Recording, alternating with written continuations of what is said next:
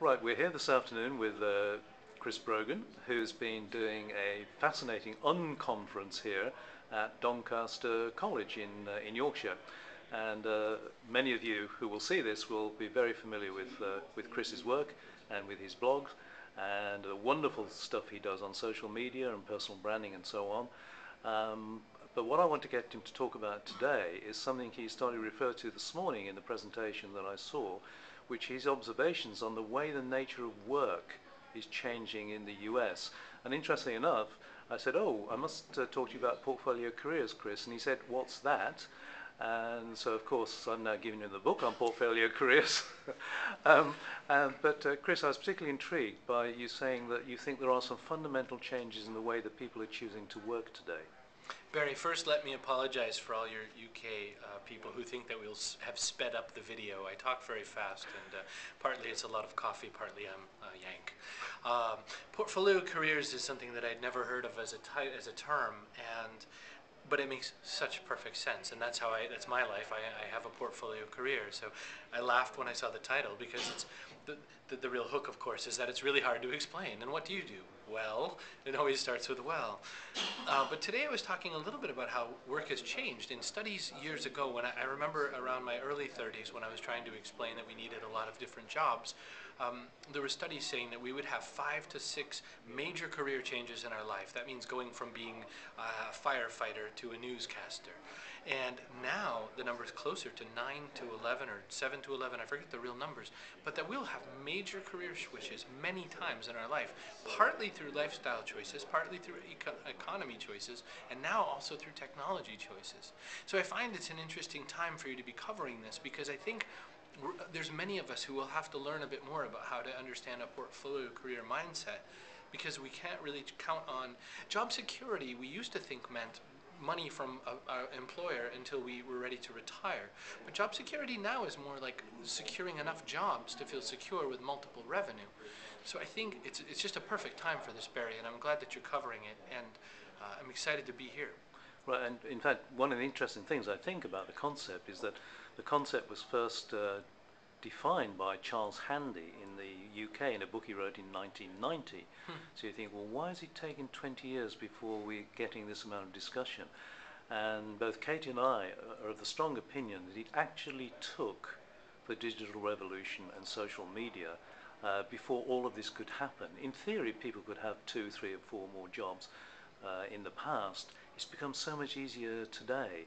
Like, could I ask you to repeat the thing that you said in your presentation this morning about the occupation that you now primarily have, what you spend most of your day doing? I didn't know where you were going for a moment. Yeah. You know, before I say that, the one thing I will say is that your point about it took the digital revolution for it to be true.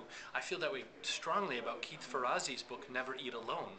That book, you can't write that book now because we have these tools that make us never eat alone. So I think it's interesting.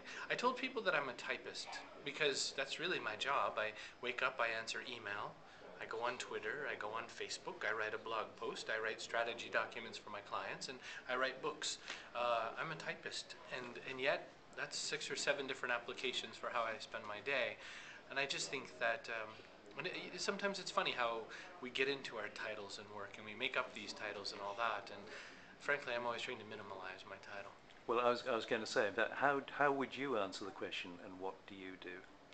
I honestly often answer that I'm a typist, but what I do is I'm president of a marketing company, a new media marketing company, and I am also president of an online education company now.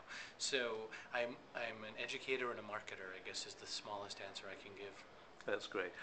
One of the things that we talk about, and the people that we have interviewed for the book talk about, is that increasingly they find it's just harder and harder to find a single job that allows you to use all of your motivated skills and allows you to fulfill all of the passions that you've got. Would that be typical of you and what you're also finding in the US? That's very true. I think that for a while in the US, we just had the belief for so many decades that this is work and this is what we love to do. And they were 2 separate things. And, excuse me, our parents and our grandparents, I mean, can you imagine 3 or so decades ago or 4 decades ago saying, but Dad, I just want to do what I love. You know, what comes after that is, you know, depending on your household's belief on capital punishment, you know. So I Yes. think that, you know, I was encouraged in my house to do what I love. My dad, and he ran several jobs, but it was mostly because we just couldn't make all the bills work. So it was out of necessity. But because of that, I think he was just always open to sort of multi-dimensional work. I think now, it's not that it's open, I think now we should be training more for it. We should be training young people in schools, and those of us who have made our way to the 40s, who are, you know, even in the 50s, I think that it's a beautiful time to be facing those retirement questions with how many different kinds of ways can I engage the various passions I have, and what of these will make business for me. Absolutely. I mean, one of the things that, again, I'd be interested in your views on is that increasingly, I think, it's becoming more difficult for people, let's say, just to focus on one particular thing. And people like you, and also me and Katie, make it sound very attractive. But one of the things that we know is that not everyone necessarily is attracted to what we are calling a portfolio career lifestyle. I mean, Sure. it can be very stressful. What are your views on the pros and cons of a portfolio career lifestyle? You know, there are days when I wake up and I think, you know, I would just wish that I could get dressed, go to work, and sit at a cubicle.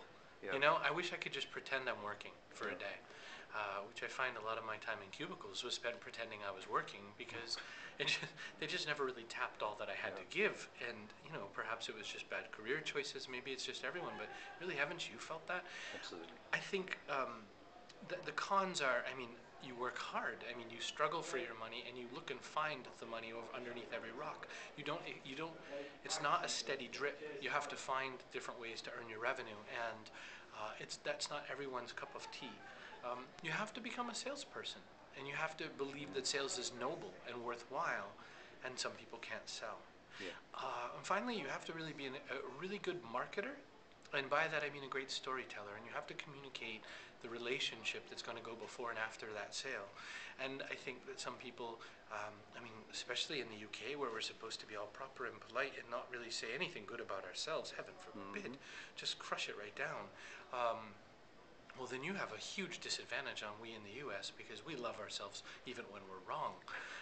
So I think that there's opportunity here to realize that you could really work on the marketing aspects. You can work on how to show people what the value is, and not necessarily I'm amazing, but that I'm here to help. Because the best in marketing answers something inside of your would-be buyer, not about something about yourself. That's fantastic, Chris. And please continue to be an inspiration for us all. I realize as you're talking, you could have written this book, but continue to be an inspiration for all of us. And it's very important. You've had a very long day. You're somehow struggling with jet lag, and now you're being taken to an English pub. So I need to let you go on with that. Thank you so much for talking to me today. Well, thank you to you and Katie for writing the book so that I didn't have to. Thank you.